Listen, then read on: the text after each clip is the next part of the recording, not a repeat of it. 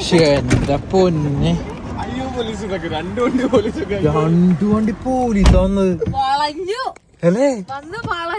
Hello guys, ഇത് വേറെ ഒന്നുമല്ല, രണ്ട് വാൻ ഫുള്ള് UK പോലീസ് ഗണ്ണൊക്കെ ആയിട്ട് വന്നിട്ട് ഞങ്ങൾ വളഞ്ഞൊരു സീനാണ് ഇപ്പൊ ഈ കഴിഞ്ഞത്. എന്തിനായിരുന്നെന്ന് ഞാൻ പെട്ടെന്ന് പറയാം. കുറച്ച് ദിവസം മുമ്പ് ഇൻസ്റ്റയിൽ ഒരു പയ്യൻ മെസ്സേജ് അയച്ചിട്ടുണ്ടായിരുന്നു, ബ്രോ എപ്പോഴെങ്കിലും കാറായിട്ട് ലണ്ടനിൽ വരുന്നുണ്ടെങ്കിൽ ഒന്ന് അറിയിക്കണം, അവൻ ഡ്രോൺ ഫ്ലൈ ചെയ്യാനുള്ള പെർമിറ്റ് എടുത്തിട്ടുണ്ട്, നമുക്കൊരു വീഡിയോ ഷൂട്ട് ചെയ്യാം. വീഡിയോ എടുത്തരാനായിട്ട് ഒരാളുണ്ടെന്നുണ്ടെങ്കിൽ നമ്മൾ എവിടെ വേണമെങ്കിലും പോകൂലേ. അങ്ങനെ നമ്മൾ കാറൊക്കെ വാഷ് ചെയ്തിട്ട് ലണ്ടനിലേക്ക് വിട്ട് പോകുന്ന വഴിക്ക് അവനെയും പിക്ക് ചെയ്ത് നമ്മൾ UK വന്നിട്ട് 2 വർഷമായെങ്കിലും ഈ ടവർ ബ്രിഡ്ജ് ആദ്യമായിട്ടാണ് നമ്മൾ കാണുന്നത്, ഇതിൽ ഡ്രൈവ് ചെയ്യുന്നത്. ഇതാണ് ആ പയ്യൻ. ആള് മലപ്പുറംകാരനാണ്, നൈസ് ഒരു മെമ്പറാണ്. ഫസ്റ്റ് ടൈം ടവർ ബ്രിഡ്ജ് കാണാൻ ഒരു എക്സൈറ്റ്മെന്റ് നമ്മൾക്കും ഉണ്ട്. അങ്ങനെ അവിടെ നിന്ന് കുറച്ച് വീഡിയോസ് ഒക്കെ എടുത്തിട്ട് നമ്മൾ നെക്സ്റ്റ് ഒരു സ്പോട്ടിലേക്ക് പോകുന്ന വഴിക്ക് ബിഗ് ബെന്റെ അവിടെ നല്ലൊരു ഗോൾഡൻ അവർ കണ്ടുകൊണ്ട് നമ്മൾ കാർ അവിടെ പാർക്ക് ചെയ്തിട്ട് കുറച്ച് വീഡിയോസ് അവിടെ നിന്ന് കൊടുത്ത് തിരിച്ച് കാറിലേക്ക് കയറാൻ വരുന്നതേ നമുക്ക് ഓർമ്മയുള്ളൂ. അവിടെ റഡാറിൽ ഡ്രോൺ അടിച്ചത് കൊണ്ടാണെന്ന് തോന്നുന്നു. രണ്ട് സൈഡിൽ നിന്നും പോലീസിന്റെ വാൻ സൈറനൊക്കെ ഇട്ട് വരുന്നു, നമ്മളടുത്ത് നിർത്തുന്നു. നിർത്തുന്നതിന് മുമ്പ് പോലീസ് ഗണ്ണായിട്ട് ഓടി വരുന്നു, നമ്മൾ ഗൺ പോയിന്റിൽ ഇങ്ങനെ നിർത്തുന്നു. ഇതുവരെ ഇംഗ്ലീഷ് മൂവിലൊക്കെ മാത്രം കണ്ടിട്ടുള്ള സീൻസ് ആണ് ഇപ്പൊ നമ്മൾ നേരിട്ട് എക്സ്പീരിയൻസ് ചെയ്തത്. നമ്മളാണെങ്കിലോ ഒന്നും അറിയാതെ ഇങ്ങനെ നിൽക്കുന്നുണ്ട്. അവന്റെ കയ്യിൽ നിന്ന് ആ ഡ്രോൺ വാങ്ങിയിട്ട് ഡ്രോണിന്റെ സീരിയൽ നമ്പറും അവന്റെ അഡ്രസ്സും കൺട്രോൾ റൂമിലേക്ക് വിളിച്ചു പറഞ്ഞപ്പോൾ തന്നെ നമുക്ക് കാര്യം മനസ്സിലായി, പണി പാളിയിട്ടുണ്ട്. ലണ്ടനിൽ